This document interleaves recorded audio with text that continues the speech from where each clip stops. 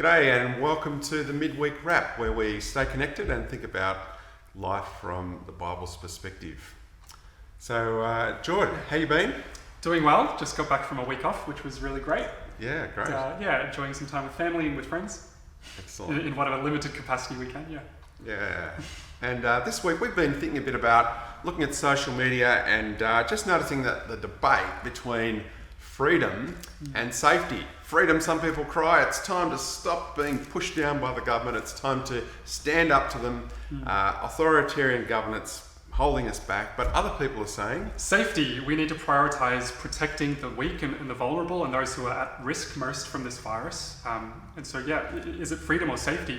Which should we be prioritising most? Yeah, so that's the question for today's Midweek Wrap. But first, a couple of things happening. One is this evening there is a special Valley trivia competition at 7 p.m. online. Yeah, should be good fun. Bring a family along and bring some food, and should be a great night. Yeah, Margie Bott's going to be helping us run that, so looking forward to that. Yeah, also Friday at 3 p.m. There will be a women's catch-up over Zoom, and so there will be a link to that in the e-news. If you're a woman at Valley, that would be a great thing to join in with. Yep, and next week our growth groups kick off again. So looking forward to that, and the week after... Youth will come back. So the first night of youth will be October the 15th, and that information will be sent out by email as well. Terrific. All right, so getting back to our issue, freedom versus safety. And George, social media is part of the problem here, isn't it? How does that play out? Yeah, and I'm sure you've experienced this on social media.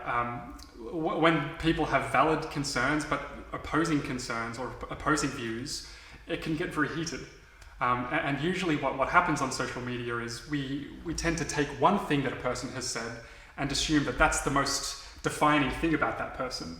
That view is all that we really know about the people we speak to online, and so we kind of make quick judgments about that person or harsh judgments about that person based on this one thing that they've said, without really taking into account the rest of who that person might be, and considering the nuances in that argument that may not be obvious to us. Yeah, and sometimes when there's two views like this, sometimes we take one view and the algorithms of social media actually push us to keep seeing more and more articles and stories on one side of the view. And so we have almost like a purity view. We see this view is the best one and the only one, and we keep seeing more and more extreme views of that. And we never hear argued positions from the other side because they don't turn up in our social media feed.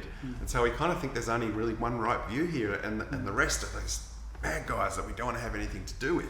Yeah, and we actually want to do justice to the other side's view, don't we? We want to represent it well, to represent it accurately, not to kind of make straw mans or to misrepresent the view that we're opposing. Yeah. We want to do justice to that. Yeah. So what does the Bible have to say about this? One of the things that Jesus taught is that the problem is not out there somewhere. The problem in these kinds of things actually start in the heart. So Mark chapter 7, Jesus said, what comes out of a person is what defiles them. For it is from within, out of a person's heart, that evil thoughts come. And he goes on and he gives examples of that. So that the anger and the self-righteousness and the disdain of the other side of things is actually a problem in our heart. Not necessarily that our view is the only possible true one. Yeah, and all of us experience that, don't we? We're all affected by sin, and holding the right view on one issue doesn't exclude us from that problem. It's something that we're all affected by, and that should humble us, shouldn't it? Not to assume that we are superior, but to humbly recognise that we also are part of the problem. And it leads to all kinds of name calling. So, for example, those who are pushing the freedom side end up saying, well, those who won't stand up to the government, they're like sheep, and they're kind of cowards, and they need to be strong, and they're weak people, and they need to stand up. And so there's that kind of, they're just a bunch of sheep. But on the other side... Yeah, on the other side, if we think safety and protecting people is the most important thing, then the other side can seem heartless. Like they don't care about people's safety, they don't care about health and well-being. We call them anti-vaxxers. Anti-vaxxers, people who are conspiracy theorists. There are all kinds of negative labels that we add on people that actually misrepresent the valid concerns that person might have. Paul in Romans 15 has, verse 7 has something that's really quite helpful here. He says, accept one another then, just as Christ has accepted you, in order to bring praise to God. So what are we doing as God's people? And this was in the midst of a debate about the kind of the correct food that should be eaten. That's not our debate. Ours is around responding to the pandemic. But Paul's concern is, well, if Christ has accepted our brothers and sisters, we ought to be doing the same. Yeah, and we've been accepted not because we had the right views or because we were people who were worthy of that.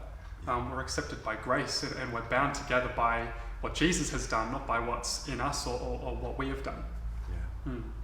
And one of the things Jesus calls us to do in response to the love that we've received, the love that's bound us together, is to love one another, as he has loved us. And so in 1 John 3:16, he says, "This is how we've come to know love. Christ laid down his life for us. So we should also lay down our lives for our brothers and sisters." And so we've been accepted, not because we have done anything. We've been accepted. We're called to accept one another. But here we're also called to love one another and to be generous in our love for one another, just as Christ has loved us. Love is to be what unites us. It's to be what defines us. That should be the kind of the thing that permeates all of our relationships with each other, is this call to love, to be self-sacrificial in loving one another. Yeah. Yeah, so we want to see there are first order views and second order things. The first order is love, safety or freedom. They're actually second order issues. Love is the first order issue. And as God's people, we want to make sure we hear the very best of each other's views. They're legitimate views. Safety and freedom are legitimate things. We want to hear the best of the other side, not just kind of make a straw man. But primarily we want to love. Yeah, we don't want to uphold freedom or safety if it means that we completely deny that call to love one another. We want to uphold freedom and safety in a way that seeks to love, that makes love the primary issue rather than the secondary issue. Well, George, that's a wrap. Don't forget to see you tonight for our online trivia event at 7 o'clock. Should be good fun. Looking forward to it. See you then. See you then.